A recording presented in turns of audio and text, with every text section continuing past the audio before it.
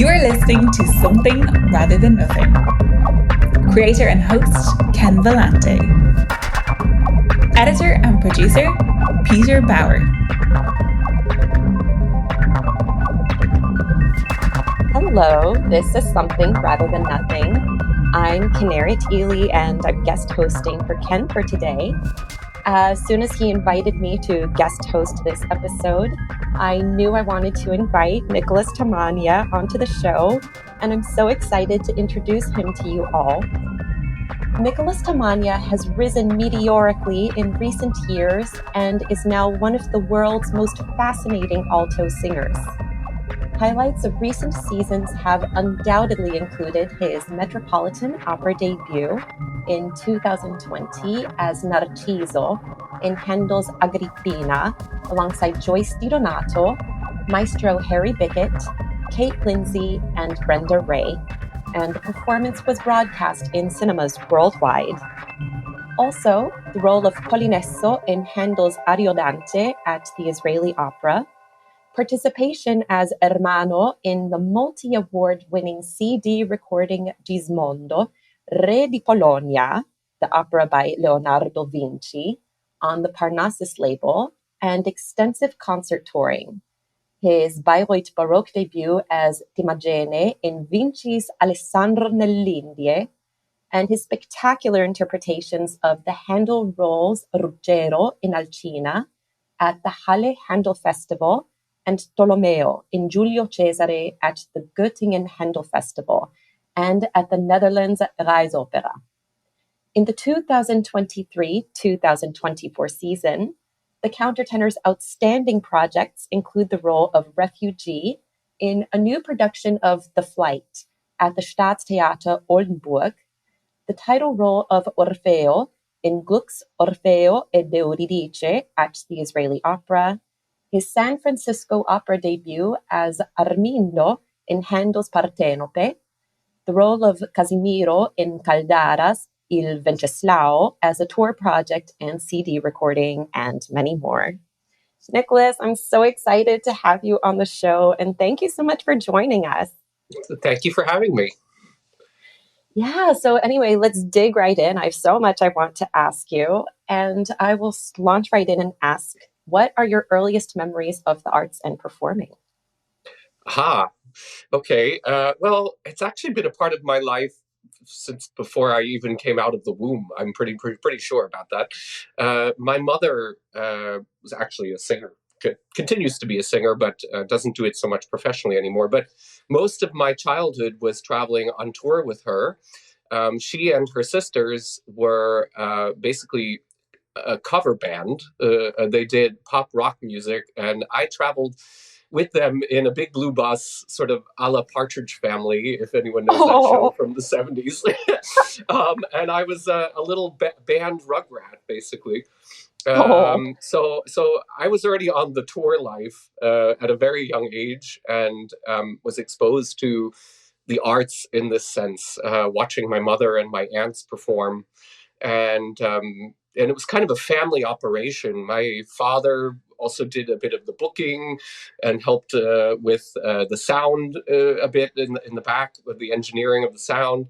My uncle, who married my aunt, was a drummer for a period in the band. And so I was surrounded in this kind of atmosphere from a very, very young age. And my mother was pregnant when she was still on tour. Wow. Yeah. So, I mean, it's probably been part of my whole life in a way. But I, of course, then was so incredibly inspired by that as a kid that I also wanted to perform, and I guess from a very young age, I, studied instruments. I studied clarinet. I studied piano in school. I did all of the theater groups and the plays, both locally, like smaller professional outfits, and also in the school. I tried out for lots of things, and sometimes got work. And one of the first biggest roles I ever had was Oliver in Oliver. Okay. I did. I did a lot of musical theater as a kid, and so got exposed to that very young. was luckily part of a high school that really kind of promoted that, and we had a really good crop of talent in my class, singers, dancers. Some of them still continue to do that to this day, went on to do it professionally, even if they maybe don't do it anymore. They did for a time.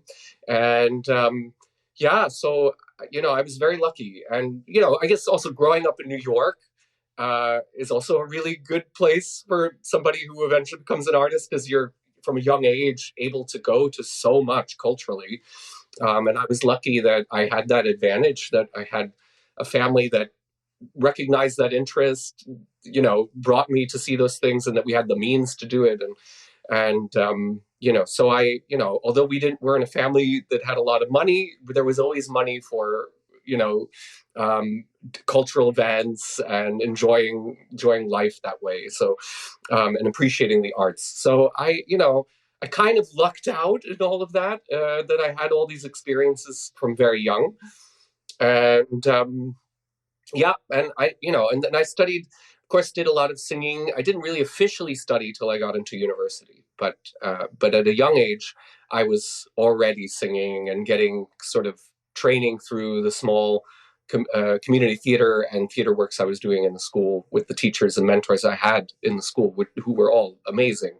When I think back, not everyone has that luxury of having such great people. Mm. Oh, that is so special to have that incredible mentorship. And by the way, I had a bit of a reaction when you mentioned Oliver, because in high school, I was in a production of Oliver. So it was just so uncanny that we both were. Of course, we're What are the connected odds? on that. Of course, right. Yeah. So I guess, I mean, you partially answered this next question, but I will ask you anyway. I find it so fascinating. When and how did you know you were going into the arts? Well, I mean, it's weird because I can't remember a time when I wasn't thinking that I was going into the arts. I think because it was sort of a family business, I sort of just assumed that was always going to be the way it was going to go. I didn't really think about it in any other way. I think the thing that evolved over time was in what capacity, like I think because I just loved so many aspects of the performing arts, and had training and had experiences and had exposure to various aspects of the performing arts, that I really didn't know where I would land. Mm. I could have went the direction of just being a straight actor, except that I had the musical abilities. Um, so I was pursuing also, even though I did some straight acting, I did some plays and stuff like that too when I was younger. Um, but I ended up, playing piano from a very young age. Then sort of quit piano because I didn't want to practice. I mean, like at that age, sometimes it becomes like that. And my father kind of gave me an ultimatum that either I was going to practice or he was going to stop the lessons. And I took a little bit of a break from that. But in the break, I actually then discovered that I really liked playing in a less structured way than like studying Chopin and Bach and whatever, even though that was something that I did. And I found that I was really good at improvising with chord charts.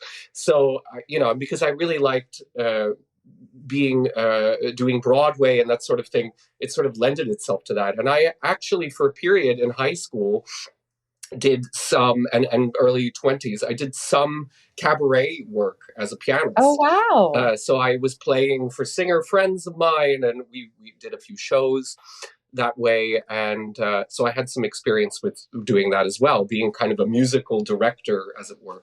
And I did that for many years also as when I was still in university. In the summers, I would teach musical theater programs for kids, usually ranging from like 14 to 18.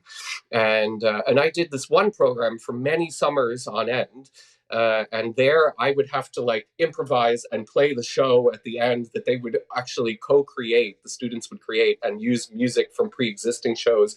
And I'd have to help them decide what music to pull from what show that fit the scenario that they were creating, the scene. So Oh, wow. so I had a lot of experience with also creating shows as well.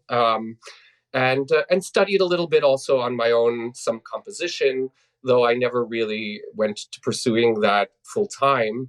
But it's interesting because now that's coming around now later in my career where I might have some opportunities to do some composing and working more in the creative ends of things. So I'm, it's funny, but while all of these things kind of simultaneously existed, acting, studying piano, first going to university as a classical pianist, but then switching to voice, having studied the clarinet also at a young age, having done some dance, some a little bit of film, but not much. Um, but then so I kind of had my my experiences sort of all over the map, and and somehow in the end I landed being an opera singer mostly full time. But I think it more had to do with the fact that it kind of encompassed so many of my interests, opera. I think that was why I ended up landing in that sphere more than anything else. I mean, I felt I could bring a lot to it as an actor that maybe isn't so obvious. Most people don't come to it from that angle, but I did because I had more of that experience younger. And I kind of found my niche in Baroque music because I loved the element of how this music is basically based on dance forms, which I think feeds my sensibility for wanting that kind of a form to music because I grew up basically in pop music. And I feel like when we think of Baroque music, even though we don't really think of that, it really was a kind of pop music of its day, and it was using popular dance forms that people would recognize. So something about that was already in me, in my ear, and I like the improvisational element of it with ornamentation, and I think languages and history were also a big source of inspiration, and it was an interest of mine, and I think that's why it went then kind of funneled me slowly into this kind of being a Baroque opera singer mostly. Um, but also I think that maybe is why there's always these kinds of extremes, right? There's the contemporary and the Baroque. Usually, for us as countertenors, we kind of live in both extremes, and I think that came out of that also because of the variety of experiences I had. It also lends itself really well to doing more contemporary works, where people want you to be more than just a singer. So I think having all of those elements is kind of what drove me then eventually to this. Oh, but that's absolutely incredible, and also just so wonderful how all of these sorts of elements, from your earlier years, sort of tie together into the opera existence. And Yeah, I want to launch into that a little bit, just because it's not a given necessarily that all of these sorts of threads, all of these elements would eventually lead to becoming an opera singer. So I was wondering if you could speak a little bit as to your journey as a singer, e.g., voice lessons, etc. sure, sure.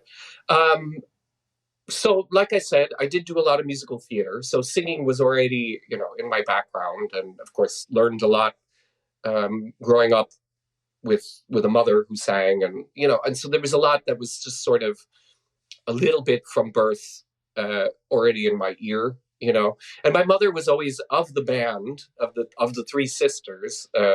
She was always the one who was a bit more in tune to like the musical underpinnings. Like she was more attuned to like this chord isn't completely in tune, or like that it's not this, it's that. Like she, even though she didn't really have that training, she didn't study piano, she didn't do the things that I eventually did, but she could just naturally, she had an ear. And I think that then sort of was transferred to me either genetically, or it could be just that because I was exposed to it watching her, that I kind of learned it through through kind of absorbing it by watching her and listening and learning. But I eventually, like I said, studied piano first, went into university first as a pianist. I didn't study voice until I was in my second year at university. For me, I guess I was trying to be safe. I think I thought at that age, like, you should really get a degree in teaching because that'll be safer and you have a better chance of maybe having a, a job that actually can pay the bills. And I guess, I thought for a brief moment I could be that person, but I'm just not. Hmm. I'm not somebody that can deny perhaps where my whims are taking me, and sometimes I can be maybe a little bit impulsive, but it's also been the thing that's driven me to constantly experiment and find myself in different places and experiences. And I can't say that it's a bad trait that I have, but certainly I did a lot of switching around. I mean, I changed schools multiple times because I was either unhappy or wasn't getting what I needed or whatever. And I eventually landed, but it took a lot of me to kind of me experimenting to finally find that way. Um, and I guess I would say the only reason that all the threads sort of then got woven together and came together was because I was open to the fact that um, maybe what you set out to do in the beginning isn't always necessarily what you end up finding is actually your true calling. and I Hmm. and I think because I was always open to that changing, it allowed me to kind of keep molding and forming into what I eventually became. But I think if I had been too fixed in my ideas about what I should be, what I had to be, what I needed to be doing, perhaps I wouldn't have found my way there.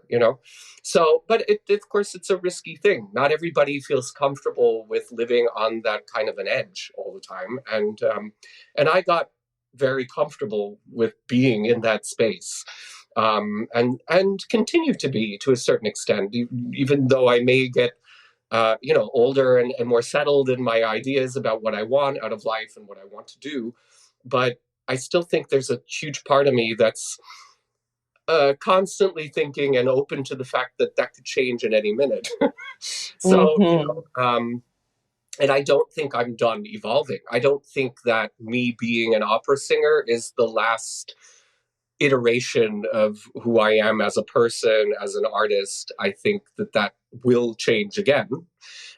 And I'm certainly feeling already things moving within me to change that. So, Oh, um, wow. yeah, Hmm. yeah. I mean, I think that doesn't mean I'm not announcing anything here. Like I'm not going to be an Right. opera singer, but Ladies and I'm gentlemen. definitely No, I'm kidding. I'm kidding. I definitely have certainly enough contracts ahead of me that I need to keep on that track. But I also noticed that my interests are sort of now starting to break out into other areas as well. So all within the performing arts, all within the creative process, and certainly all still mostly within the operatic world.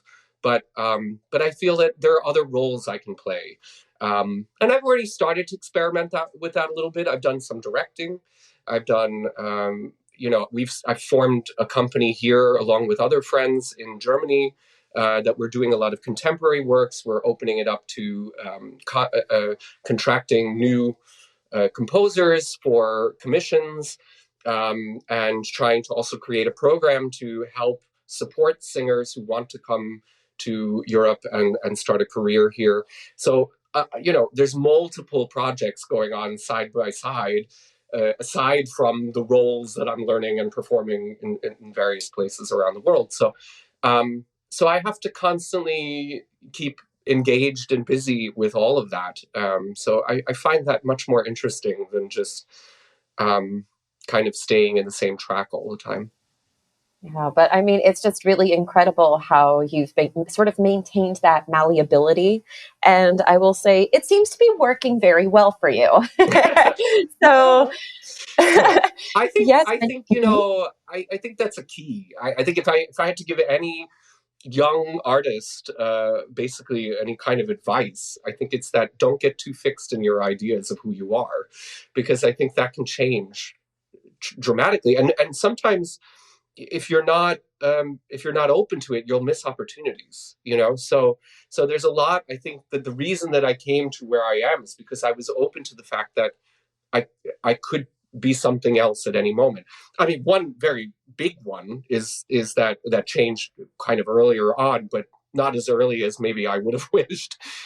Is that I became a countertenor. I mean, that came quite late for me. So um, sometimes having just a vocal change is a complete change of identity. So sometimes for the better. In my case, that was so. But in a lot of times it can be a rough road, because it's going against perhaps ideas that you already had of yourself. I was very lucky in that way that when I made that switch, it felt more like me than what I was before that. So That that is was a so bit more lucky. confirming and affirming than the opposite. Yeah. I would say so. No, and I was actually just going to ask you about that, sort of launch into that, which is that you mentioned to me before that, and I mean earlier, a few years back, that you found your voice as a countertenor fairly late, I should say by opera standards. Yeah. And so first of all, for those listening who don't know, countertenors are male singers who frequently sing in the falsetto. So, anyway, Nicholas, tell us about your journey into specifically the countertenor voice type.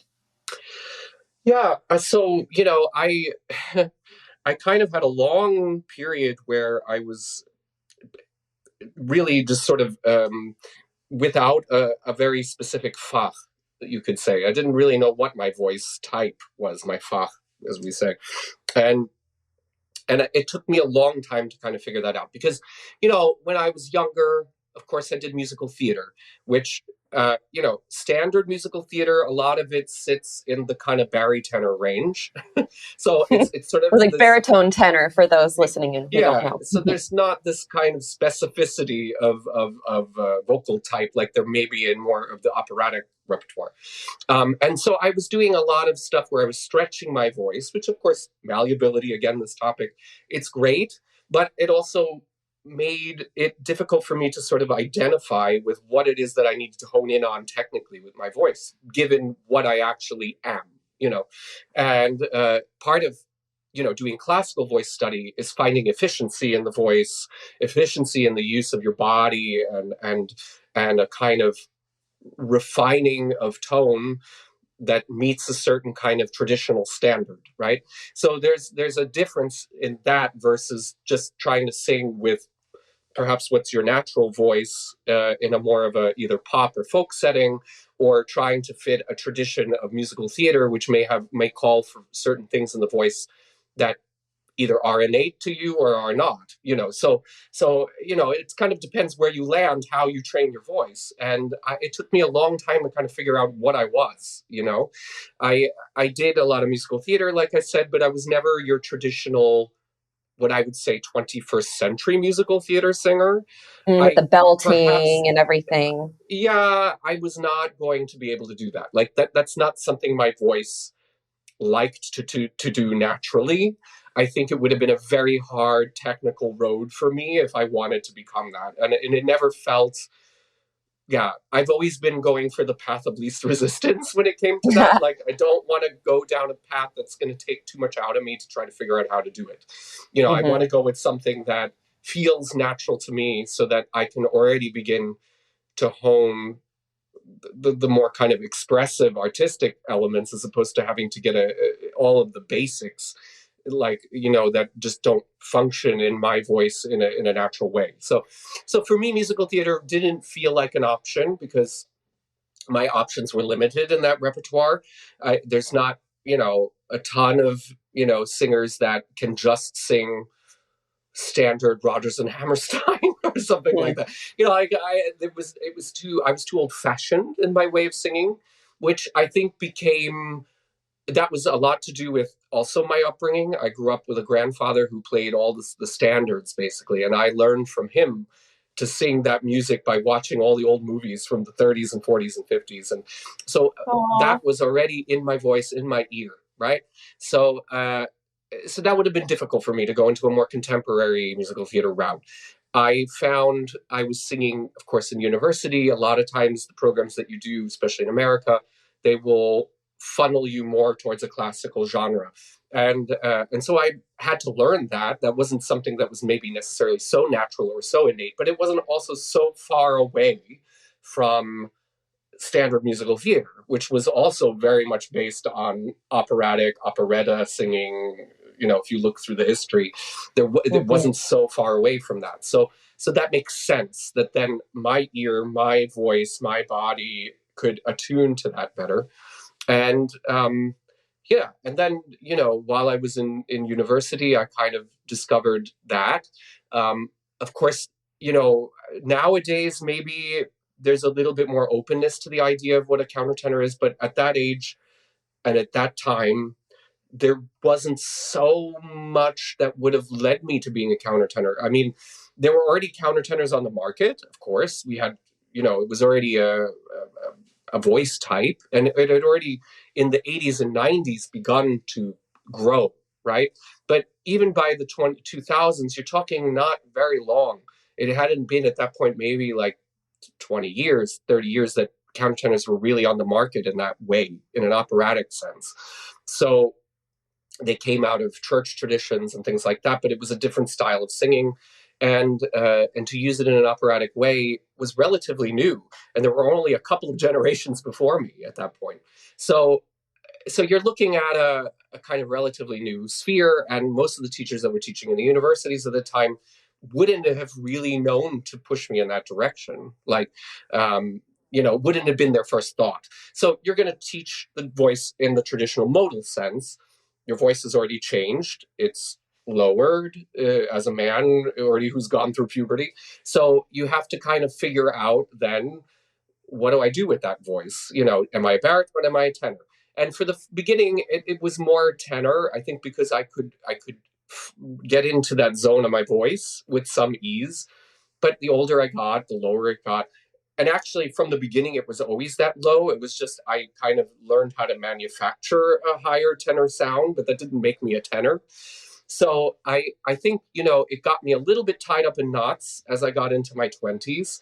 And eventually I landed with my teacher, who I've been with since, Alyssa Grimaldi in New York. And she helped me tremendously to kind of find my voice. We did study for a full year, and before that I had done a bit more experimenting and found that I was more comfortable in the baritone range under Susan Gonzalez at Hunter College. Oh, And wow. she helped me tremendously also, I have to say, before I even landed with Alyssa. But I still hadn't quite found my way to the countertenor thing.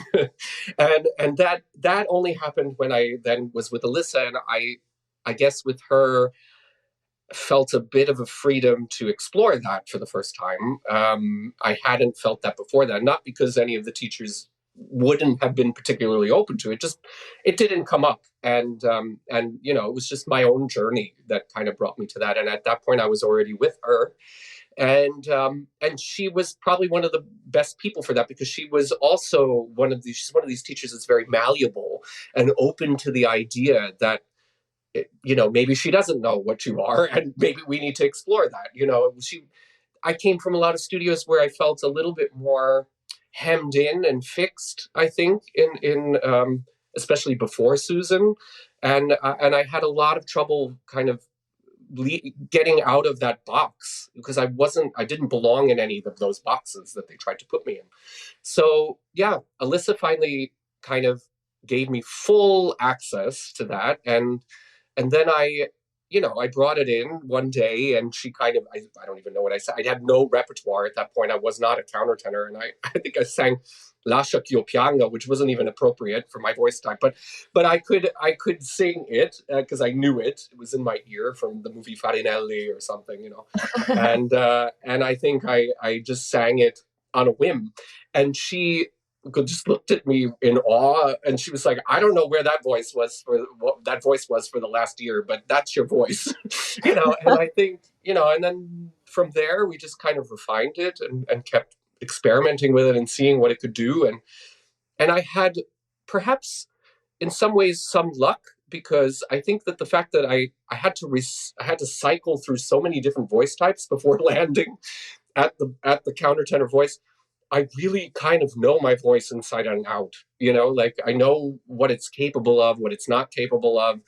I kind of got to know my my limits and my what makes me unique, I guess, as a singer, and and so it really gave me a gift in that I could finally hone in on something that was uniquely mine, and I didn't have to try to follow a box or a model that I felt up to that point, I just never quite fit into.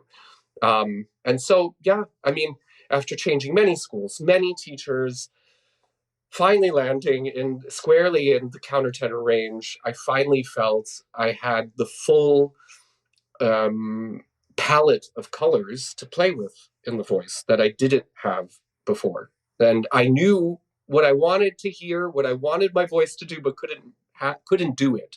And then when I became the countertenor, suddenly I could just do it, and it was easy. And I was like, oh, this is what I've not been able to do for all this time, But yeah, and then within that journey, it continues to change. Of course, the older you get, your voice changes. It gets warmer, it gets deeper, it gets bigger. Sometimes some things get easier, some things get harder, and you have to continually be able to adapt to that. And I think because all those early years were all about me learning what that is to say yes to change. I'm now also at a sort of moment vocally, I feel, where things are changing, and I'm able to kind of adapt to that, and it feels good that I'm still malleable at this point in my life and in my career. And I think it's really important, and I think that's something I would say to singers who are older too, to not get too fixated in an idea of who you are because that's who you were when you were 25, because that also changes. Yeah. So, who I am now at 41 is not the same singer as when I first started as a countertenor at 26, 27. So, and recognizing that is important. Yeah, absolutely. I mean, I feel like what you said about your journey, sort of finding your countertenor voice, for lack of a better way of putting it, is so special Yeah. because it's true that when you find, I'm not sure whether to say whether you find your voice or you find your voice at that particular moment, in your journey, it's, when it's right, it feels easy because you're no longer fighting your body. Sort of to paraphrase what you said, it's like the artistic colors and your ability to express yourself as an artist sort of falls into place because you're not dealing with that element of fighting what your body naturally wants to do, which I think that's Exactly. just so special and so important. Yeah. And also, I felt listening to you right now that that element of being able to experiment and be malleable, also for voice teachers and not just as singers, is so important because in many ways, in certain ways, I'm not sure that your journey is so unusual in that it's very rare for a certain voice to fit a certain box 100%. So it takes a lot of sort of experimentation um, to sort of figure out where one's voice lies and what they do really well and maybe what they do really well at a certain stage. So so I would say it worked out for you really well. More than really well. Yeah. And by the way, for those listening who are wondering why I said, wow, when you talked about Hunter College, that's because as Nick, you probably know, I went to Hunter College back during my undergrad. So when you said that, I went, wow, first Oliver, now Hunter College. This is a heck of a kindred spirit interview. It's so cool. So I just wanted to explain that. So anyway, sort of my next question, which you touched on this next point a bit. So, I mean, you said that, being a countertenor is an especially unusual voice type, when you contrast that to being a soprano or a tenor. So I was wondering if you could speak to the unique experience of being a countertenor in the opera world. Yeah. That's definitely something that's also evolving and changing. I think it's interesting because most everybody else in the singing world is dealing with a tradition that's, certainly hundreds of years old. And not to say that countertenor singing, certainly the use of this voice, blending voix mixte and falsetto and this kind of special color of the voice and usage of the male vocal folds is nothing new.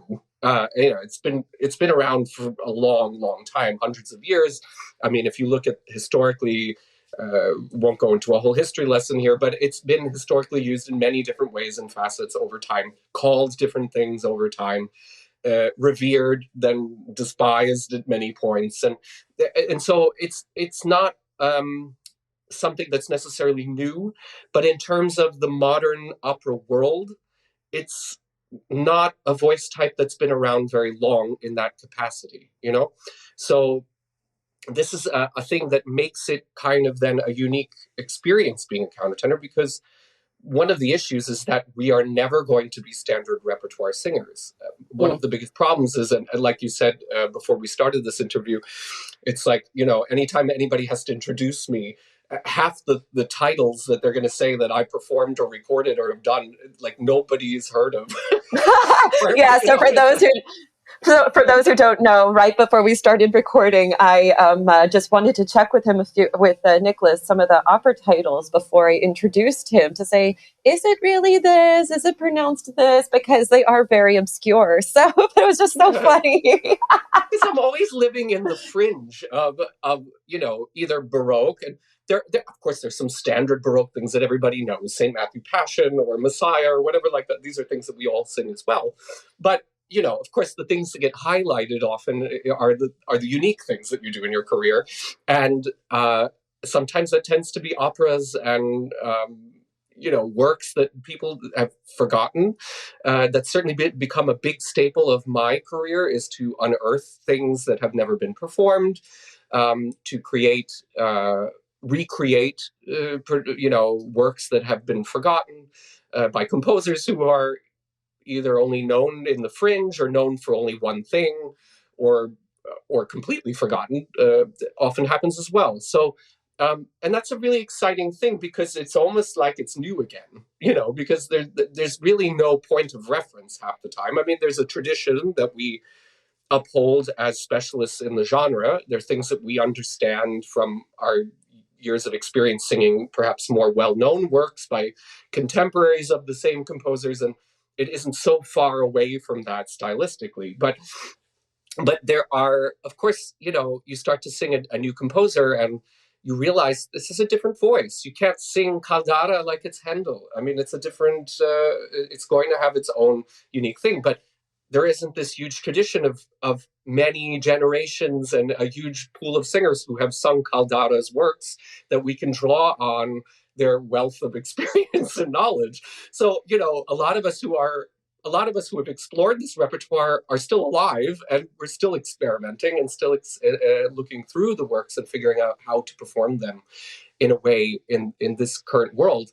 And it's a bridging of this gap of, there are traditions, there are things we understand from reading treatises about how people thought about how it should be sung, what the taste was in the day. But there's also the taste of the current audience. And there's, no matter how you want to disguise it, and no matter how historically informed you want to perform something, the audience that's sitting in front of you is not the same audience that was sitting in front of the piece 250 years ago.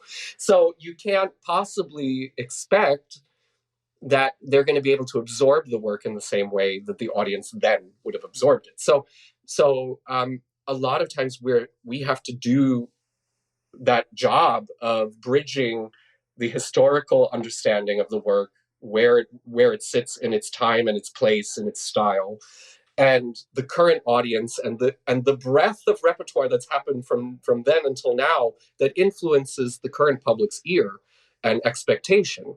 So that's a very cool thing as a countertenor that I'm not sure that everybody gets to explore quite so in depth, that like we are constantly called on to do. So that's a unique experience as a countertenor. From a just clearly business standpoint, it's of course more difficult in a way, in ways that perhaps are not as difficult for others, in that we don't really cover the standard repertoire. So, especially in a place like in America, in the United States, it's sometimes a little bit more difficult for us to find our footing and our bearings, because a lot of companies maybe don't venture into doing this kind of repertoire. That has a lot more to do with the finance model of companies in the United States versus the finance model of companies in Europe, or in a country, say, like Germany, that's very heavily funded by the government. So there's a little bit more leeway for experimentation that isn't there necessarily in the US market. But it also has to do with tastes, the public that's there, what they expect, what they're listening for. The thing is, whenever I've done Baroque works in the United States, I do find there is a huge public for it, and they love it. They just don't realize sometimes they love it, or they don't realize they're not exposed to it. And then they often go, wow, I didn't think I'd like that. And I actually love that a lot more. And if I thought opera was like that all the time, I would go all the time. Like, I've gotten that comment quite a lot about the entertainment value of doing Baroque works, So I think that it's unfortunate that it sometimes has that rap a little bit, that it's going to be boring, or it's long, or it's stoked in this kind of I don't know, old fashioned way of storytelling, or like sometimes the plots are, yes, I get it, a little bit silly, a little convoluted. It's a different style of theater, but we don't treat works by more classic writers, Cervantes or Shakespeare or whatever, in that same way. I don't really know why it sometimes gets this reaction, but it does make our job harder, because we are a little bit fighting against a current sometimes, kind of going uphill with gaining public attention and admiration for the kind of things that we find that really stoke our interests.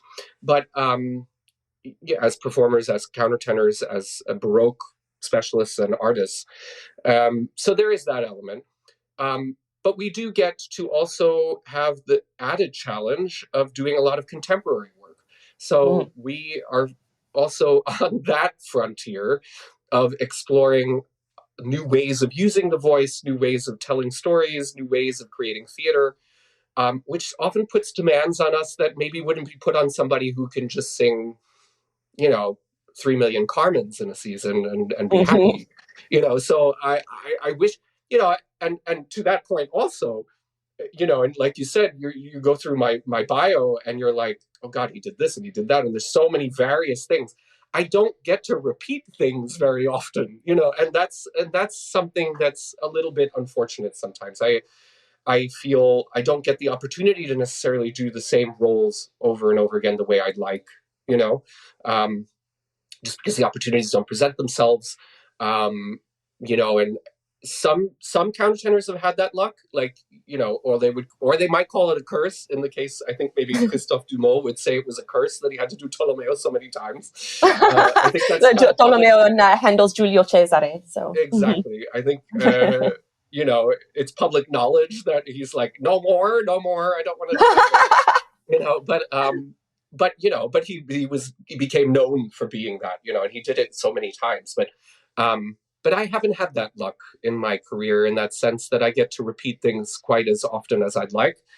The reason that I say luck is because I think, yeah, maybe I don't want to do 3 million Ptolemaeos, but I do like the idea of being able to revisit something, because I think that it creates, then you could go deeper into things that you can't miss maybe when you're just learning it for the first time.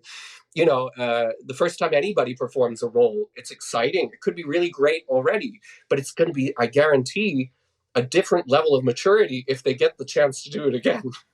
And, even if they were brilliant at the role the first time, the second, the third, the fourth time will bring elements that they couldn't have possibly brought to it when they did it the first time. So, and I think that that's true, so these are all things that maybe more standard voices get to experience or enjoy, that we end up having to kind of approach differently. But likewise, as I said, there were many things I mentioned along the way of that were also advantages that we have that other voice types don't have. The fact that we are constantly asked to be flexible does create a certain amount of flexibility, and I could even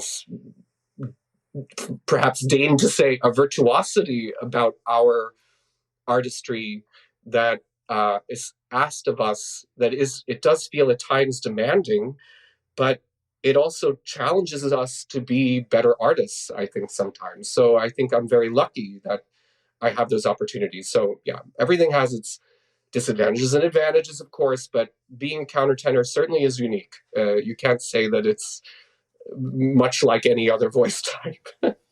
Right, absolutely. And I think that demand on one's artistry and also on one's technique would serve the more standard repertoire as well. And then Right. for those chances, those chances in which you do get to repeat roles. I remember, this is quite a funny anecdote. I'd worked on both the roles of Oberto and Alcina, from the opera Handel's Alcina with Nicholas. And he showed me his score, and it looked like it had been, through like a few lifetimes. So I knew you had like done that role a hundred That's one bajillion times. role, But yes. yes, but like that was one of those times in which he did do a role, multiple times. He knows that opera like the back of his hand. And by the way, for those for those listening as well, I also agree that Baroque is one of those types of music that people might not necessarily say, I love Baroque, because they might not necessarily know what it is. But as soon as I say, hey, do you know ba ba ba ba ba ba ba ba ba da da da, people say, of course, I love it. I love Handel's Messiah. So if you love Handel's Messiah, you would love other Baroque works. Go check them out, and more importantly, check out Nicholas. If he happens to perform near you. So, on a related note about Baroque and contemporary repertoire, it sounds like they're actually far more similar artistically than one might think, because there's this lack of, for lack of a better way of phrasing this, of historical baggage. You're not dealing to the same degree with, let's say, rather than using a female singer, let's say, Pavarotti sang it such and such a way, and, Nicolaietta sang it such and such a way, and, kind of dealing with all these almost operatic ghosts who are incredible, but you kind of have their shadow. So if I kind of understand you correctly, it's as if as a countertenor, you're not dealing with that in the same way. So I was wondering. Yeah, I mean, for sure. I mean, there's less for you to get compared to.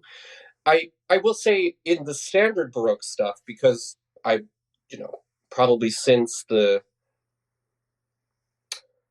mean, well, since Deller and, even starting in the 60s and 70s, but I would say really in the 80s and 90s, the Baroque repertoire sort of exploded, at that point, and then into the 2000s, and since then has just exponentially grown and explored so many avenues within the repertoire. But so there are more and more examples and more opinions about what the best version of something is, which didn't exist before, but it's still within 100 years. So it's not this huge long tradition that we have with so many reference points. But I definitely think we have a freedom in this repertoire to explore in ways that we wouldn't have in more 19th century style, which just, I think, because of recording, because of how much more prolifically people wrote about it, people critiqued it.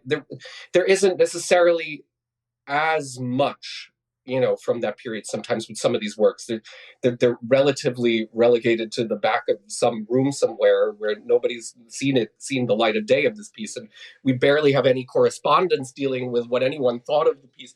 So there's so little to go on, in some cases. Sometimes after much research and unearthing, and that's the amazing job that a lot of musicologists have done in the last, I'd say last 50 to 100 years, we've unearthed so much and learned so much and found more and more of the treatises and opinions about things that help us build a more clearer picture of what exactly is this thing. Because sometimes you look at a work and you go, I don't know how this functions, and because we're just so far removed from it, it's become almost foreign to us, this form of entertainment sometimes. But I think that we have that advantage in this repertoire that we can continue to explore. And we're not done yet, and there's a huge amount of left to unearth, and within the Baroque repertoire. But I would say it's not only the Baroque repertoire that needs it. I'm not so much in the pre-Baroque, but there's certainly a tremendous amount more to do with that.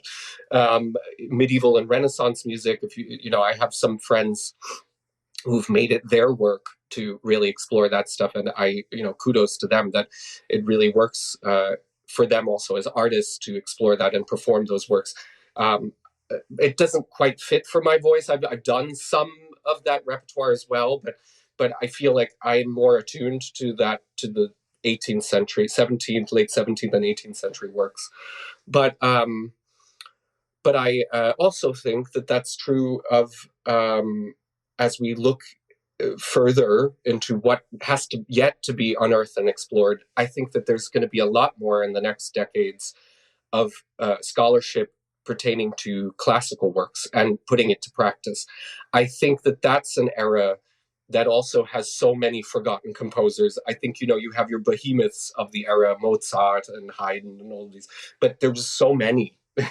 and the bridging from the Rococo into the classical, I've done a lot of stuff in that era. I've done some of, Hasse and this kind of repertoire, which sort of starts to hint towards the classical era. But there's so much in that, and you're going to start seeing that. I know that from my friends who are doing the research. I know that there are albums coming out in the next years of this repertoire. I certainly am also one of the proponents that's exploring it. And there's a film coming out also of a composer who was a mentor of Mozart, Mysliveček. It's called Il Boemo. I believe it might have even been released, or it had at least its viewing, its first showing.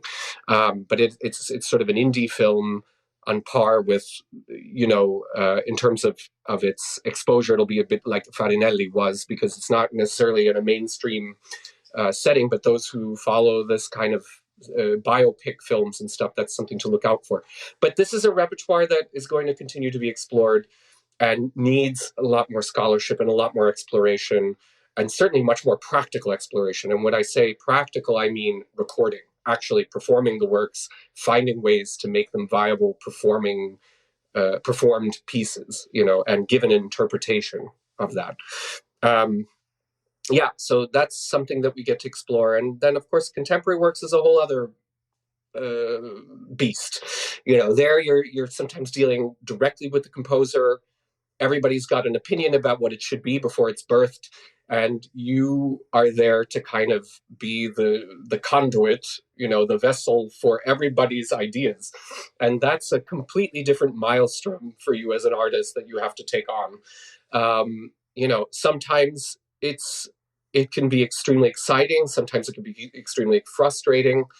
I think one of the advantages of being a primarily Baroque singer is that you have the flexibility of dealing with a repertoire that feels new, but you don't necessarily have the emotional investment of the composer and the creative team that is creating it for the first time on your shoulders. Yeah, it's not as fraught in a way. It's not as fraught in that way because they're dead. Exactly. So I mean, it sounds horrible to say, but it's true. You want to respect their wishes and you do your best, but you don't have quite the pressure. Right. But I feel that the pressure sometimes is also a good thing, and the input that is invaluable. That when you get to work one-on-one with a composer, and I've been very lucky to have things written for me many times, and that kind of one-on-one is something that we wish we could have with Handel and all these composers of that era. I wish there's so many times I could ask, why is it this? Or what is this? Or did you mean this? Or what is it? And I'm sure he would have, from all accounts, would have been very difficult to talk to about half the things that I want to ask. But still having that opportunity, it doesn't exist anymore. So this is something, that we have that ability, and we have to not take that for granted when we do contemporary works, and not be afraid to open dialogue, no matter how fraught that might make the process. But that's what makes creating things in that kind of environment exciting, and you have to be willing to confront it. Again, it's the malleable thing. It comes right back to that theme. Yeah. Yeah, no, absolutely. And I mean, since we've dived so much, into the Baroque repertoire and also the modern repertoire, and, some of the Baroque repertoire, especially, you've introduced me to, and that's been a privilege, like Hasse. Um, yeah, I was wondering if you could please tell us a bit about some of your favorite roles. Huh. Well, you know, it's funny. People are always like, "Is there a role you want to do or that you haven't done?" For me, I always find every role has something new to tell me. I guess I don't necessarily choose roles because I think I'm that person, or even because I think that the music. Sometimes I look at it and I go, yeah, that would fit my voice well, and that might be a reason for exploring that particular role or that repertoire and going out for it. But I have to say there are many roles that I never knew. I never thought. I guess maybe in the beginning that I would be asked to perform so many roles of like conflicted or heroes or villains or people that are clearly have a kind of manic side. I've done a lot of that. And I think maybe in the beginning I thought maybe that was because I was projecting that from myself, and maybe they thought like that's what fits me. I don't know. I don't know whether to be happy that I fit a niche or to be insulted that that's the niche I fit in. But we're friends, so I think that I do not get big manic vibes from you. I can tell you okay, that. So. that's good. At least I'm getting that confirmed. Because sometimes I have to wonder. Walking down the street and people pick up, manic, vibes. No, I'm just kidding. But I am a high energy person, so sometimes it's very difficult for me to play roles that are very still or very quiet. That's perhaps something that would be a huge challenge for me. It's certainly something the older I get that I'm making my peace with and I'm exploring more and more. I think there were more roles in the past that could have benefited from me exploring that earlier.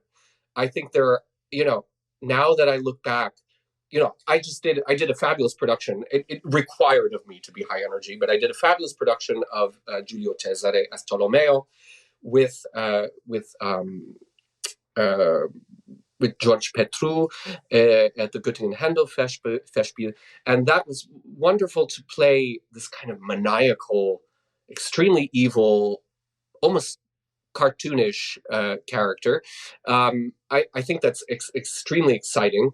But if I get the chance to play Tolomeo again, I think it would be interesting to play him from a much quieter place. I think there's something also to be said for finding sometimes villains in a much more there's something sometimes maybe even more evil about not showing all your cards in a way. So there I think every time you do a role, of course you find new things, and so that would be the next thing I would hope that would fit the concept of whoever the director is that I get to do that role again. And I think it's a role that I could foreseeably see continuing to do well into my later years. I think it's a role that fits my voice well and shouldn't have a problem continue to singing for many years to come. But there are other roles that I think there are limits to how many times you can sing them, and and I think one of those is certainly I might not get too many more opportunities to do the refugee in flight, and I'm very glad that we did it in this production, and that it was such a huge success, and that people found it to be a role that um, just fit me really well.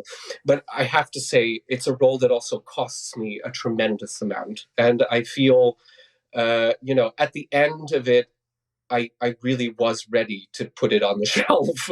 Not because I love the piece too much. And I think that it's too close.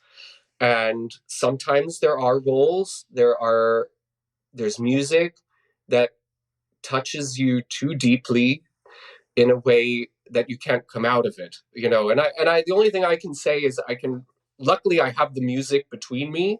I think if it was a straight acting role, it would be worse.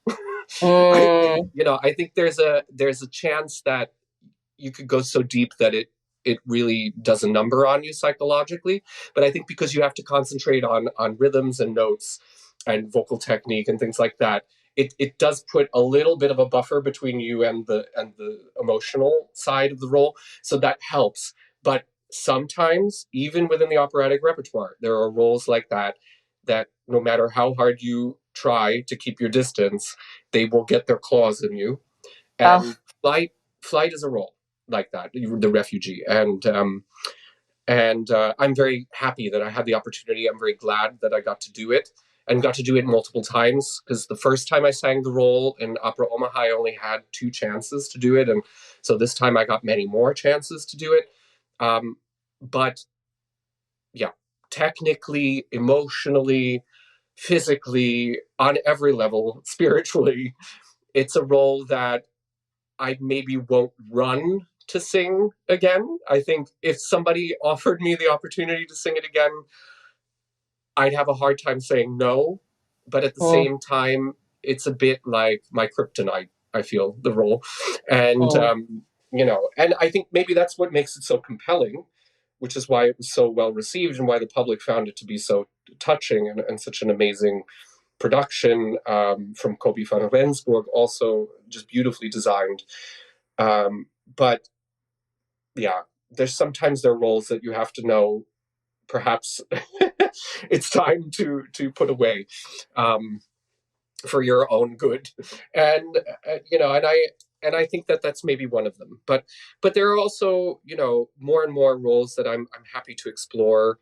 I'm very excited to go back to now after doing flight and having to put that away. And I've had now 2 months to kind of retool my voice and rethink it and rethink my technique.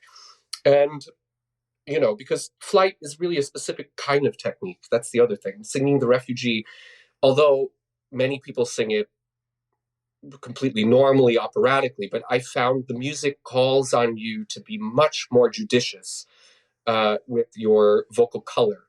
And I think that it requires a certain naivete in the sound, which then also requires you to sing often in a more choralistic way, in a less soloistic way at times, because there's a lot of ensembles.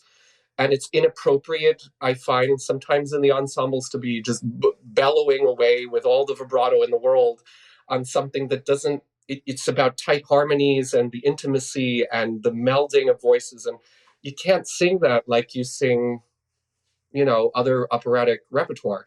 And so, although it is an opera and it has solo moments and it does call on you also to sing operatically at many moments, it calls on you to also sing in an ensemble way. And this kind of switching back and forth, which is how I understand the role and my interpretation, what I bring to it, and I don't feel I can sing it any other way.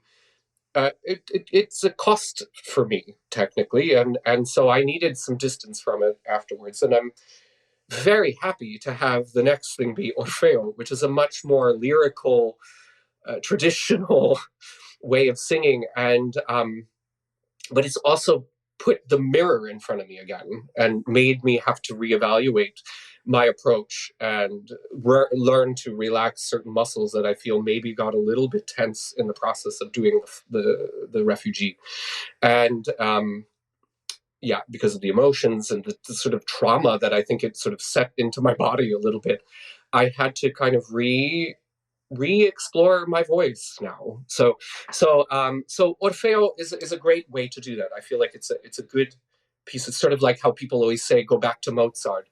I feel like mm. Gluck has this ability to kind of go, you need to, really think of this in terms of your technique and simplify and don't put too much behind it. And so that's lovely. I think that's it couldn't have come at a better moment.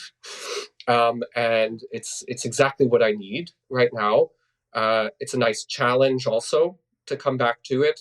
And it'll set me up nicely then for when I have to do a much easier role, like the San Francisco will be Partenope, sits in a very squarely handle alto zone, which always seems to be easy for my voice to shift back into.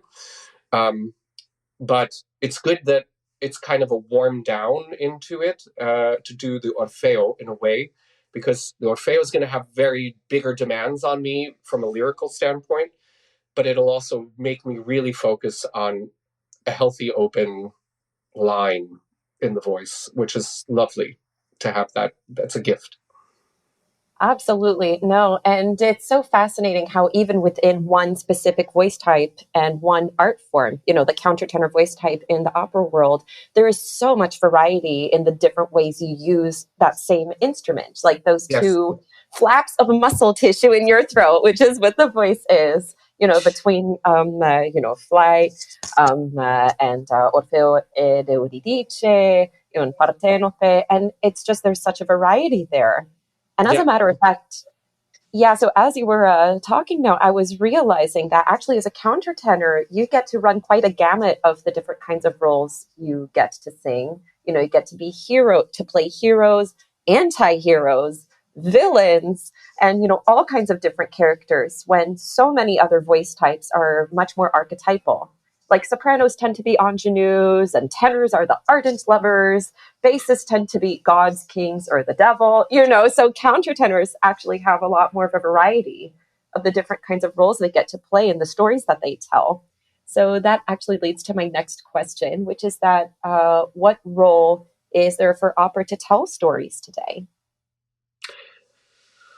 Um, do you mean by that question, like, does opera have a place in contemporary society?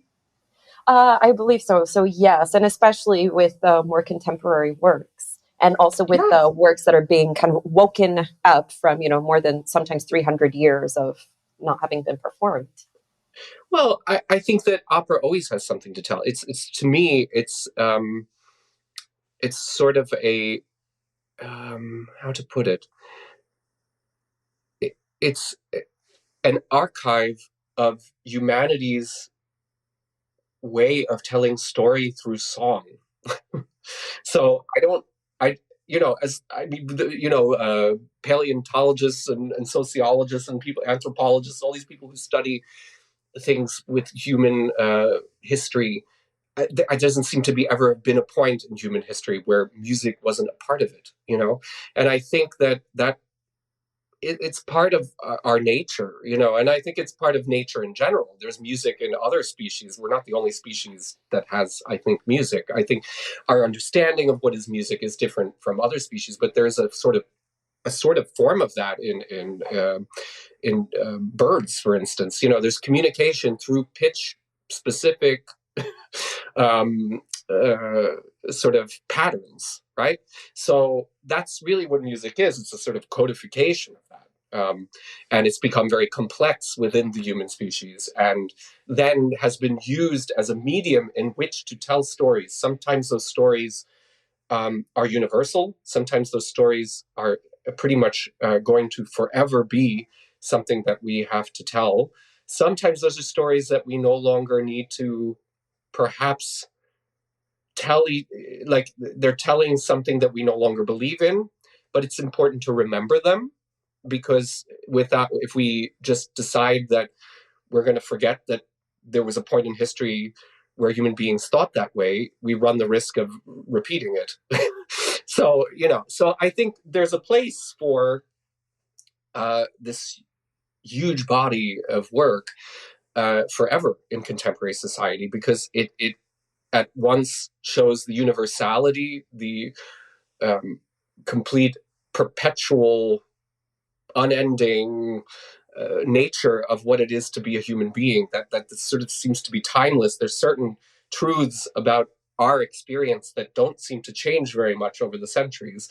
And there are many things, many ways in which we've thought about the world that have changed over the centuries. But it's important not to forget that there was a point at which we thought differently, and perhaps why, the exploration of why that is perhaps even more important nowadays, when we're finding this sort of critical mass of information is causing a sort of confusion uh, about reality. And I think the deeper and deeper we go down that rabbit hole of uh, just unending information, whether it's checked, biased, truth or not. It's constantly, we're being bombarded with that. And never before in history have we been so stimulated, I think. And I think that that's something that opera then, if people will let it, gives you a chance to just focus for however long that piece lasts on one thing for that period of time. Similarly, other forms of storytelling can do that, but there's something about music that touches a chord vibrationally, literally, in people, and drives home a point very different from anything else. And I would argue that some of the best acting, when you look at say a film or a theatrical play, that you find, why does this touch me so deeply? I think because there's a musicality in it. There's a sense of time in it. And some of the best actors have a very good sense of time, of rhythm, of what it takes to put a point across. And I think that that's something that music perhaps traditionally gives us a very kind of codified way of looking at it. But I I do feel that there are clues to what is being meant by that if you look at it very closely. A lot of times when you're a student, I like to use this example of um, when you're learning something, you maybe don't learn it so carefully, and you kind of overlook rhythms, and you decide, well, it's easier to sing it like this or whatever, and you don't pay attention to the clues the composer's giving you, and you don't treat it with any kind of sincerity or desire to meet the wishes of the composer. And I find that then you're kind of ignoring the clues that they're trying to tell you about something. It could be something that, yeah, for you at this point in time doesn't make any sense, but it made sense then. And why did it make sense then? And then you're kind of ignoring something terribly interesting if you actually look at it on face value for why it was written the way it was written. And perhaps why sticking to what was written could be more interesting than you changing it and giving your own interpretation of it, right? So that's the argument for historical practice for me. It should serve that kind of point of trying to understand the thought process behind something and showing that in the truthful way. It's not there to make your life more difficult or to hamper your interpretation. It's there to serve it, if nothing else, and to serve a bigger point. And so when we're talking about what is the viability of opera in the current world, I think that it's that we have clues into understanding how we got to where we are, where perhaps we want to go. And some of those clues exist in the past, and some of those clues exist in our current times when we allow ourselves to go deep into the creative process, explore and create something from scratch, and find something new comes out of that, right? So I think that opera will never be done telling a story through song. It'll evolve, it'll change. A lot of the people who are on the frontier of contemporary works, it doesn't sound like what opera was even maybe 10 or 20 years ago. They're bringing in elements of very different styles of music that perhaps beforehand had nothing to do with the operatic medium, but that doesn't mean that it can't in the future. I think this is, again, the topic of malleability. And I think that's something that we as artists have the incredible gift to spend a lifetime being allowed to explore change. That's something that most people are not called upon to do. Most people are afraid to do. And if you can find your way with that, you're making peace with that, it's a very rich life that I wouldn't trade for the world.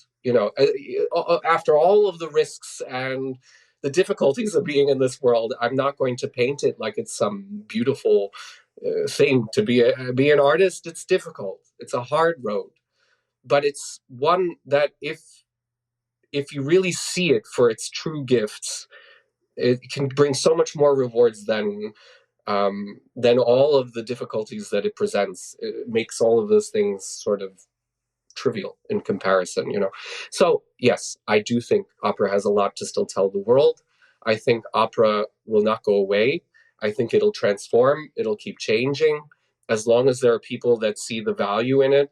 Um, and and I don't think that there'll ever be a point in history where humans won't see the value in music. I Mm. think that will forever stay, and there will be new generations. I'm always excited to see young people who come and have clearly suddenly discovered that they love Baroque music, or they love contemporary, or they like experimental music, or they like even traditional 19th century music, even though that's not my medium. But, if that's your thing and you love that tradition, and we need to have people who are exploring those things. We need to have people who appreciate those things and continue to carry the flame so that we don't forget where we came from and where we're going. Yeah, it's remembering our history and knowing our history, as an art form and also to a large degree as people. Yeah. I think no, but I mean, what you say about really, really embracing, and I'm paraphrasing you, but really embracing that malleability as a positive, even with all of the difficulties that can come with it, and can come with sort of fear of change, and change that happens as a byproduct. I think that's such a beautiful perspective to have, and really reassuring. And speaking of that, cough, cough, I'm going to ask you about your 2020 experience, because that was a major year for you. You sang the role of Narciso alongside star mezzo-soprano Joyce DiDonato at the Metropolitan Opera in Handel's Agrippina, and that was broadcast in HD all over the world. So not only was it your debut, but it was broadcast worldwide. I saw you from the movie theater in Jerusalem, in Israel. You were spectacular. And that same year, you also moved to Germany. And that's before you get into COVID. So tell us about your experiences. And again, speaking of being malleable in 2020. Yeah, yeah, that's definitely. I don't think I would have survived if I wasn't that type of person. But yeah, no. I have to say, of course, my experience at the Met, it feels like a dream. I mean, I sometimes wonder if it even happened, but I have the video to prove it. But I. Not because it was the Met necessarily, although that was an amazing milestone for me in my career. I'm not saying, that I don't feel that I deserved to do that. I felt like at that moment in my career, I was ready for that challenge and to get on that stage and do what I did. And I'm very proud of my performance in that, and very happy that I have a record of it. But that moment to me sometimes feels a bit like a bookmark in the book of my life, because it was sort of where I had to put the book down then for a while. And so it will forever have the imprint of that bookmark where I laid it for like a couple of years, where I basically had to reinvent the wheel for myself then. And I I have to say, the experience of being on that stage, being with that cast, doing that particular opera, everything about it was a fabulous experience and a dream. I really can't say anything negative about my experience at the Met. It was all just very weird and surreal. And, because I mean, I don't know how many people know this, but I was not originally cast for this role. I was actually the cover for this production. The And cover's I the came, understudy. Mm-hmm. correct. And I came to do the role,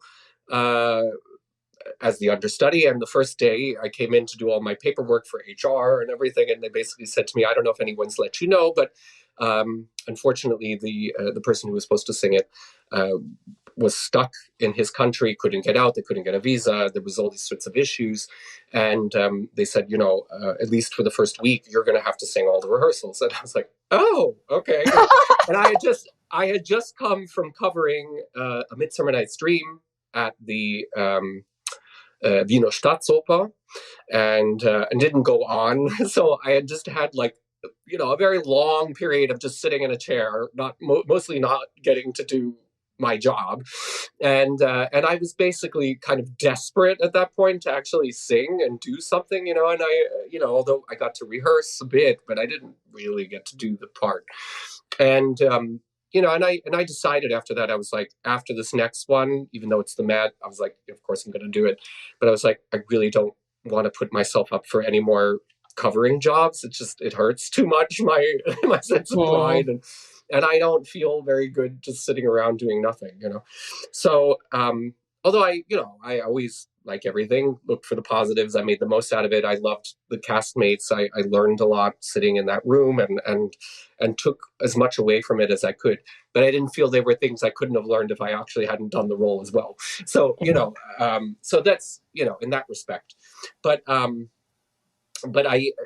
I came to do this job, and I was a bit already like, another cover job, but it's the Met. It's going to be exciting. Just take it in, and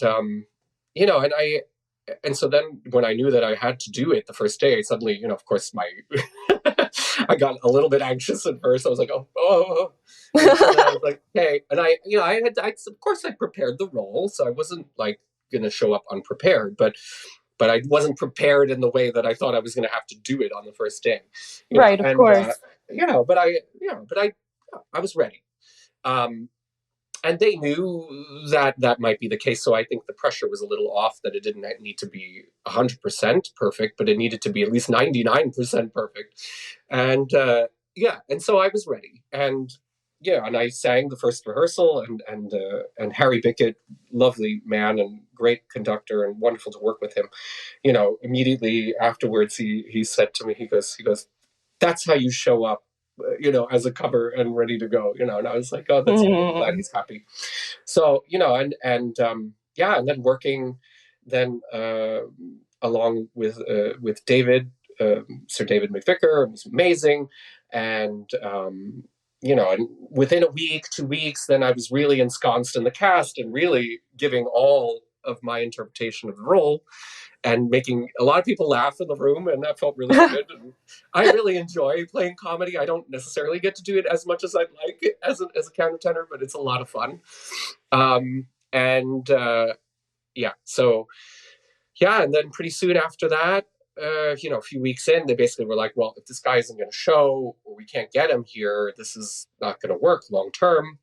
And they asked the team what they felt about me, and everybody unanimously was like, he's fantastic, he should do the role. So I was very lucky that I had a very supportive team, and I was ready for the job, So that's another little piece of advice for singers. It's like, even if you're the cover, like, just be ready. You just don't know.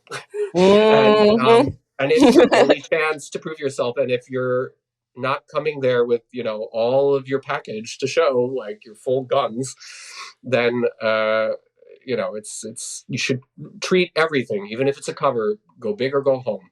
So Amen. So I was happy that I was in that position, and then got the call pretty quickly after that, I guess, discussion that they had in private, that I had the job, and renegotiated my contract now that I wasn't a cover, and that was amazing. And so that was a huge turning point for me, and I felt that was going to be the beginning of many things, and then I had I had actually already a cover position for the next season, but that didn't end up taking place. But in a way, it would have been strange to come back then as a cover after having already made my debut. So in some ways, it was probably the right thing, timing and everything for that respect. But in that respect, but I I came out of it, and then basically flew to Germany to start Flight. That was the next production I had, and I had left. Basically, we had the final show, and I left the day after. So we closed on the evening, and the next flight I had was on the 8th of March. I think it was the 8th of March. And I flew to Germany and arrived on the 9th, started rehearsals for about a week, and then the whole world stopped.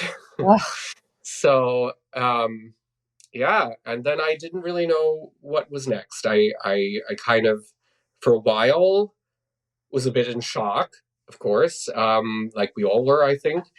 But I had so many contracts still, and they weren't even sure what they were doing at the theater yet, and nobody really knew what was going to happen. We thought this could go over in 2 weeks, so it was just a holding pattern at that point, and I got stuck, and then the longer I stayed, the more I had time to reflect. And I guess, I'd also kind of made my peace with things. I said, well, if this is the end, if this is where we stop, you had a nice ending.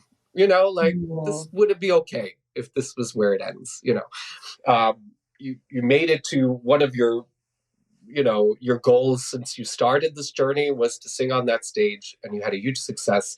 And if it ends here, then so be it. I had kind of made my peace with that.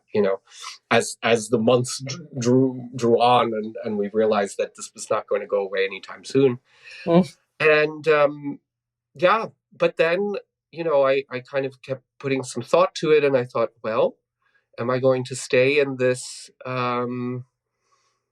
place and hope that there will be opportunities, or do I go back home, which was a disaster zone in New York? It would have been a really probably bad move.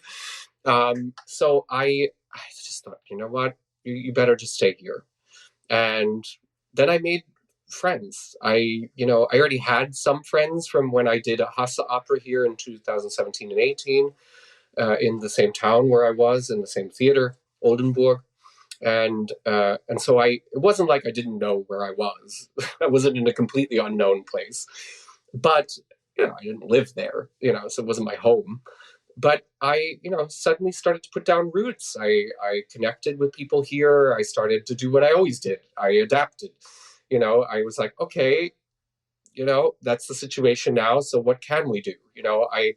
I bought into buying lots of equipment so I could do recording, and did that wonderful project with you and Opera in Williamsburg of Orfeo, and did some crazy things in the pandemic. I mean, that was really kind of a crazy process if you think about it. I mean, we were all recording in our bedrooms or our rooms. I was recording in the basement of the university here in Oldenburg because I green screen had friends that had space downstairs, which was like a rec room, which no one was allowed to be in because of COVID. So I was able to kind of use the room with no problem. And yeah, I was doing green screen acting and recording audio with my little Tascam down there, and and then editing it and sending it off, and Jorge was putting it all together, and your mom, Nama was doing all of this video editing then afterwards, and it was just like a months long process. I've never spent so much time preparing something like that. But we all had nothing else to do, right? So it was kind of like it was like that was our full-time job at that point, and it was really cool and reflective. Like we had a lot of time to kind of reflect on our own voices because we were recording and listening back to ourselves all the time and watching ourselves on camera, and so it was a very interesting period of introspection, but while still creating. So I was very lucky that I was given opportunities to create, even though it was a time of isolation and introspection. I was creating, So I recorded a new song from a composer that I was friends with that we created. I did other recording projects for a group in Connecticut and the Berkshires in Massachusetts that wanted to do some stuff online, so I recorded. I started playing with doing stuff with different kinds of synth instruments and learning how to create stuff with that. And I got very into the technological stuff because I had the time, and I was always a bit of a geek for that kind of thing, and I liked that kind of thing.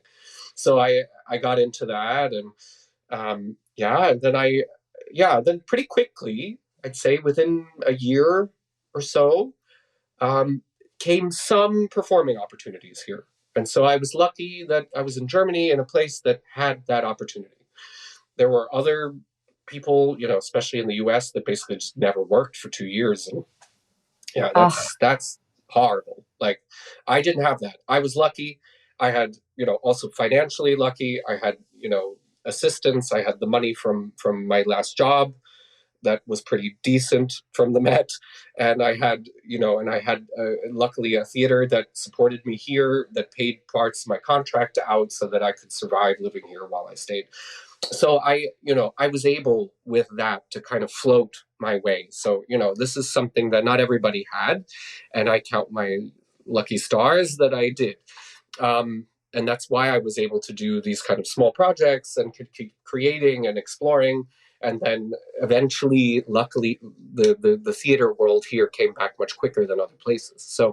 So I, with lots of restrictions and lots of hygiene concept, as they say here, and social distancing social and everything. distancing, and so we had to do all of this stuff, of course, but we performed, and one of the first things I did coming back was Handel's Il Trionfo del Tempo e del Disinganno, which is an oratorio sort of style work, but secular in nature, and dealing with personifications of time, beauty, pleasure, and disillusionment. And I played disillusionment. And, that's a one to have smack dab on your resume. I played disillusionment. It's a good icebreaker at a dinner party.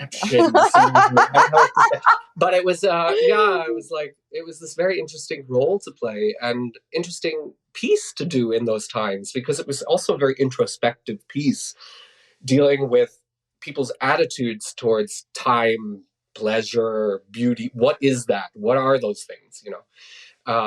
And I had to play always the one who was questioning what all those things were. And I was certainly in a point in my life where I was questioning everything about my reality, my existence. I was like, who am I when I'm not an opera singer? That really started to make me expand also my ideas about what I want moving forward.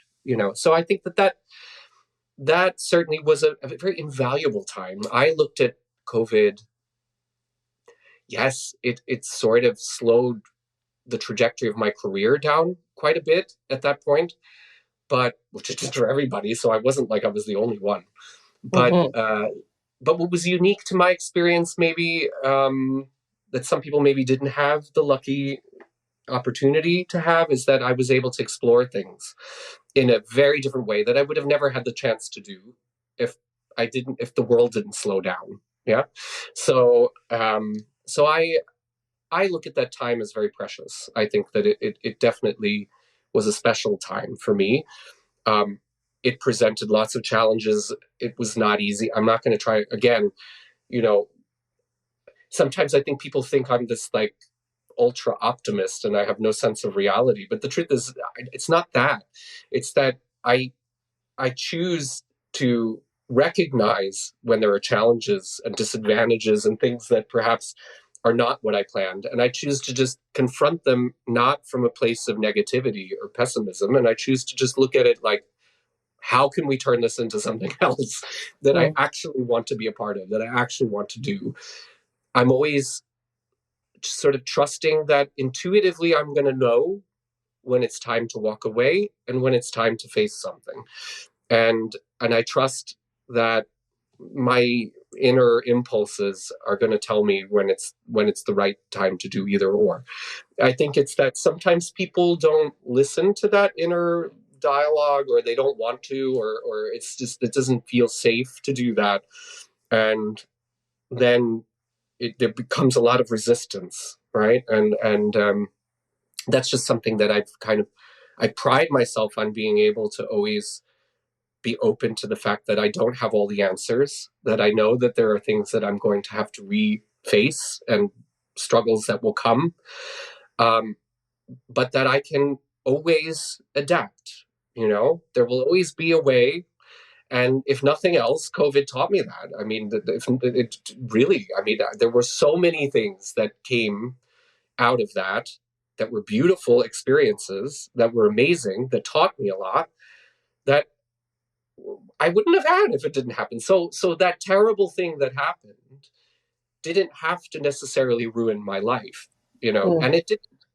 And so in the end, I think it was just an amazing thing that it turned out to be the way it did. Yeah, no, but what an incredible exercise. And I know this word keeps coming up of malleability and resilience. I mean, my goodness. And I think it really was, I mean, certainly for you and also for all of us in slightly unique ways and also ways that are not unique. Because as you said, it really kind of shut the world down for a bit. So, but that's just so incredible to hear your personal story, you know, as to how you dealt with that. And, and then I guess you touched on this a little bit when talking about, especially 2021, as you know, theaters were starting to get back on their feet, and I think the German, I mean, not I think, the German theaters got back up on their feet much more quickly than the American theaters. So, how do you compare being an opera singer in Germany versus being one in the United States? Well, it's night and day for me. I mean, I because of the repertoire I sing to, this is the best place in the world for me, because they really have an appreciation for Baroque music. In my agency, which is based in Vienna in Austria, they are huge forerunners of creating a world for Baroque music, a complete universe even of Baroque music, and they bring everybody into their universe that shares that equally. Parnassus is a very special environment for that, to explore this art form that we all love. And I'm just very grateful that I could be a part of that team. But yeah, I mean, in the United States, there just didn't exist anything quite on that level, or that really spoke to me the way the artistic opportunities here speak to me. And there's a security here. I'm not part of that security world. I still have to fight just as much as I did in the United States. Mm-hmm. I'm a freelancer. I'm not a Festsänger, as it were, like a permanent singer in a house that's contracted, that gets a salary every month and has a kind of steady job then, by all accounts. And I don't have that luxury, but I've been very lucky. And, I have a good agency. I have luckily done good work that speaks for itself and continue to get work. And so I've always kind of let the work speak for itself and sort of trusted that it will bring the future of whatever I am meant to do. And that up till now has served me quite well. And I guess, the big difference I would say is that, it's weird. In America, I think we have this concept that we have all this freedom, that we have this creative freedom, that we aren't hemmed in by maybe some of the things that we feel that a socialist system might hem us in to be. But there is also freedom in boundaries. And I Mm-hmm. think the fact that there are clearer boundaries here makes a big difference. I think that there is a kind of way of functioning in this world that once you understand how it works very well. And for all of its bureaucratic craziness, and as an American, we can shake our heads and roll our eyes because there's some stuff that just we'll never understand. But but there are things about living here that I have to say are extremely beneficial. And I think that's something that we don't always maybe understand when we've only had the American experience. We always think, well, here we have freedom. And sometimes I think, do we though? Because It can be very ambiguous. yeah, Mm-hmm. because it's not a kind of tangible freedom. Mm-hmm. Whereas here, I feel like the freedom that I have to be who I am and do what I do is much more tangible. I can kind of touch it, see it, feel it in a way that I couldn't in America. Um, I think that there's a flexibility of thinking in the way that we think as Americans that puts me at an advantage in this society as an artist. I think they need people like us. That maybe not be that there's not such a readily available thought process for them, that we allow ourselves this kind of, I would say, ultra malleability that I seem to embody and represent is not something very particular to the German culture.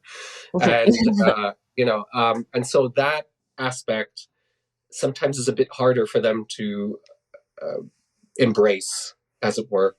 And so I have that advantage that I can, that I've experienced with that's how I function.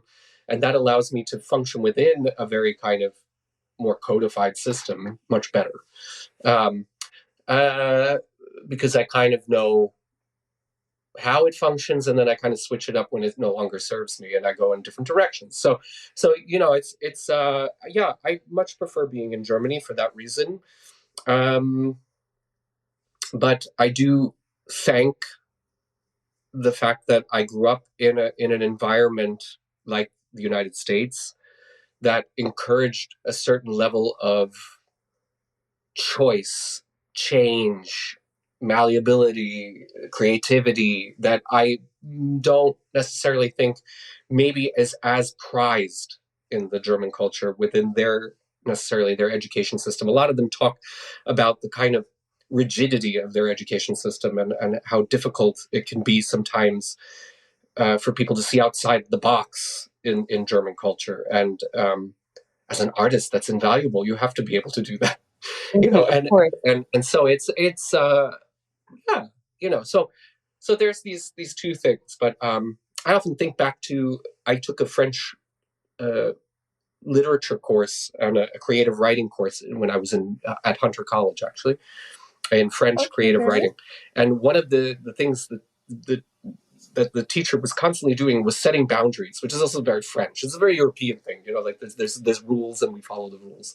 You were talking about finding freedom, freedom within the boundaries of the German system, which is so much sort of stricter in a way than the American system. I remember, I was going to give a little anecdote. So there was this class that I had to take in Hunter College, and it was about creative writing in French. Was learning how to write creatively in French. And so I was doing this class, and a lot of the exercises that she would give out had to do with certain boundaries. Like, you can only use words that begin with B. You have to write this whole thing based on something specific, and it can only be this many lines, and like all these like criteria things. It has to start and end every sentence with this this kind of thing.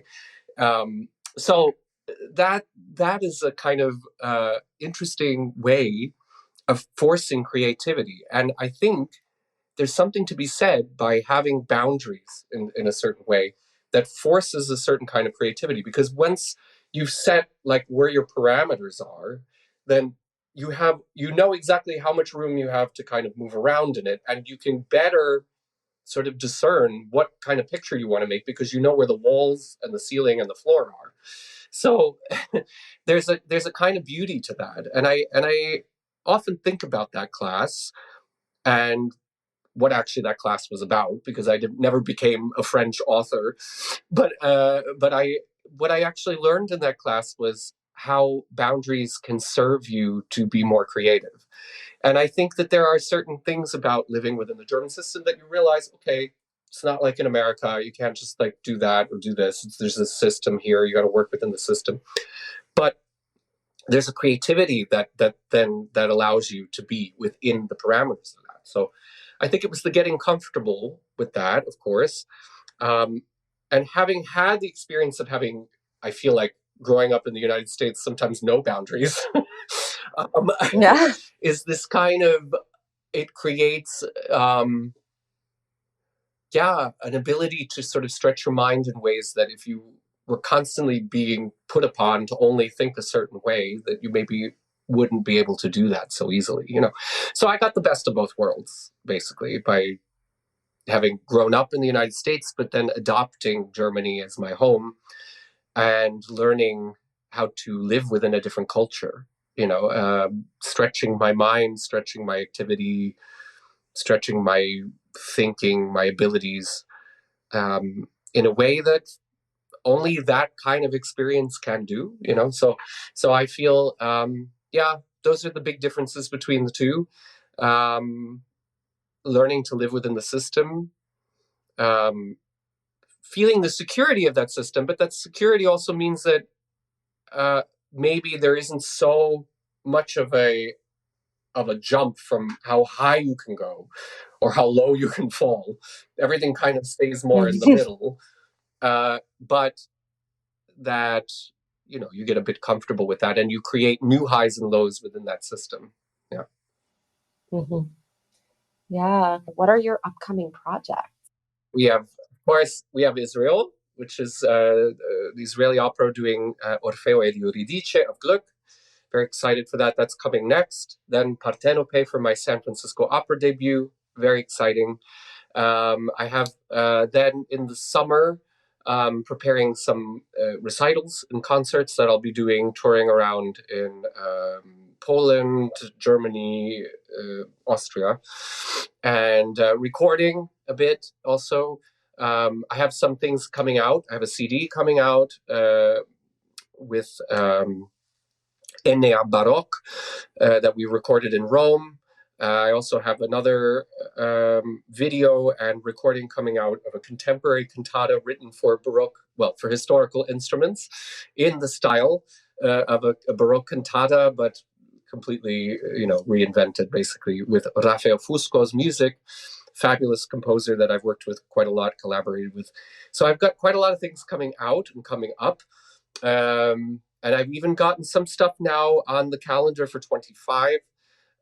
Stuff I can't really announce yet because they haven't announced it elsewhere. But I do know that I will be coming to Karlsruhe in 25 for a very fun, new, and contemporary production.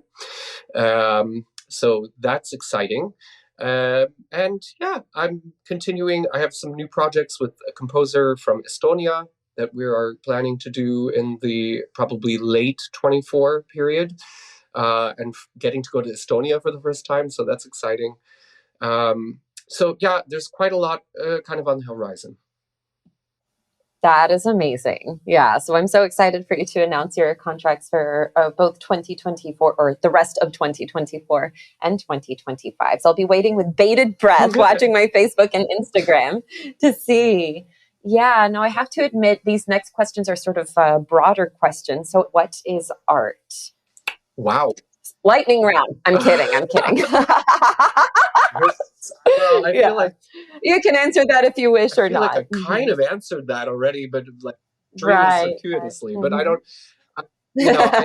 That's a very, very difficult question to answer. But I would say certainly what art for me is a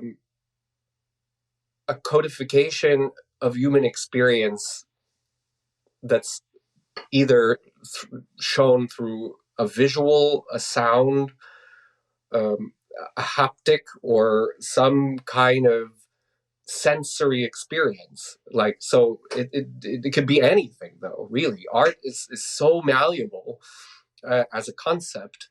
But art is basically taking your experience of reality and putting it into some kind of a sensory experience. Mm-hmm. No, absolutely. And or your surreality. It doesn't have to be your reality. It could be completely your dreams.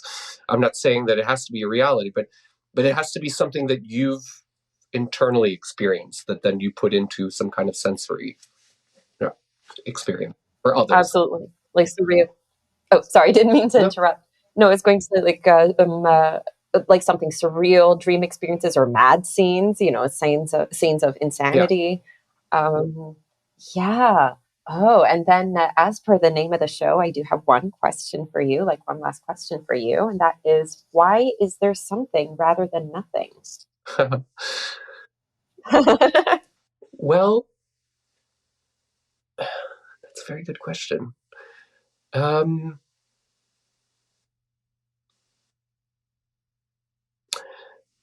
I think that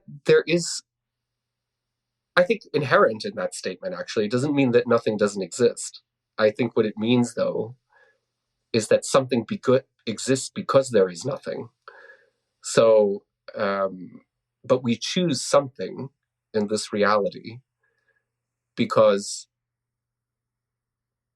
that that's the one thing. I guess some people, maybe I'll make this statement. I don't know. I mean, I'm really just talking off the cuff here, because that question I don't really know how to answer. We experience the world as something, and of course, all of these somethings came at first from nothing, but we don't have any experience of that nothing. That's the something that we will remember when it's all over. But the nothing is, to me, the sort of the genesis of something. A something cannot exist without the nothing, and likewise, that nothing, even as a concept, couldn't exist if something never came. So, to me, the two are sort of intrinsically tied together, and I think that we live in a world of somethings rather than nothings, and I want to believe that part of why we choose to be artists is because we choose to, in a way, rail against the inevitable nothingness by creating something, because that makes this experience of being alive something far more valuable than if we never embrace that. If you just consider that in the end there could be nothing, then yeah, and I think it's a justification for everything that exists. It is art, whether it be the way we perceive things, the religion, history. I think it all exists in juxtaposition sort of to the nothingness. And I think that we as human beings can't fathom something that is nothing. So we choose to create something because that's, for our brain, for our sense of reality, for our sense of perception, the only thing that we can actually tangibly hold on to. Nothing is something that we can actually really conceptualize. It's the thing that we'll never understand, basically. But it's likewise the thing that drives us to create something in the first place. So, and I think maybe, if I'm going to tie it to everything that I've talked about in the whole episode, that nothingness is perhaps what drives us to create something, and that nothingness is what can inspire us to continue to be malleable. Because the minute that we stop being malleable, we just get kind of sucked up into the void of nothing. And so the malleability is what allows you to keep changing, to evolving, to perceiving, to creating, to being. The minute you stop being malleable, you stop being, and then there is no longer something. And so I really think that's the key to life. That's the key to everything, is that we strive to be something rather than nothing.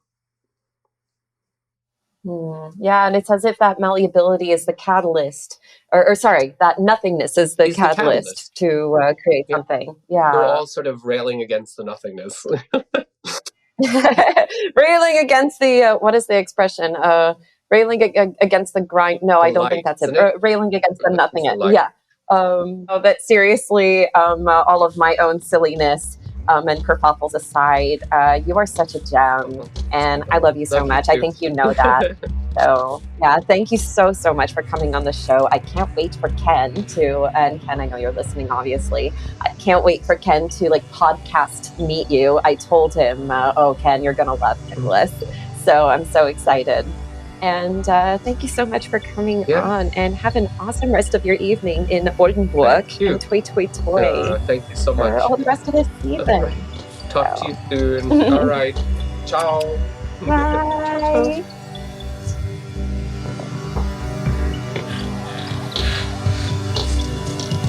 This is Something Rather Than Nothing.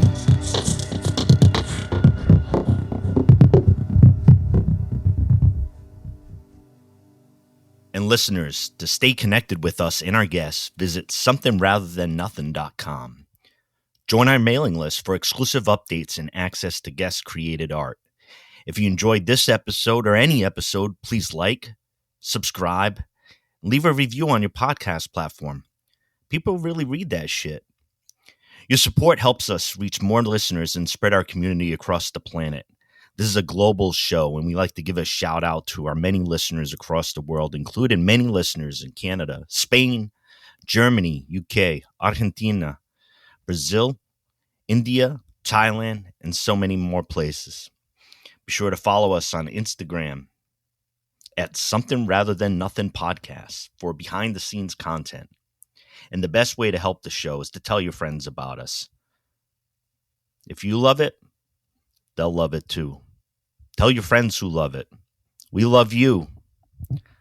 This is Something Rather Than Nothing Podcast.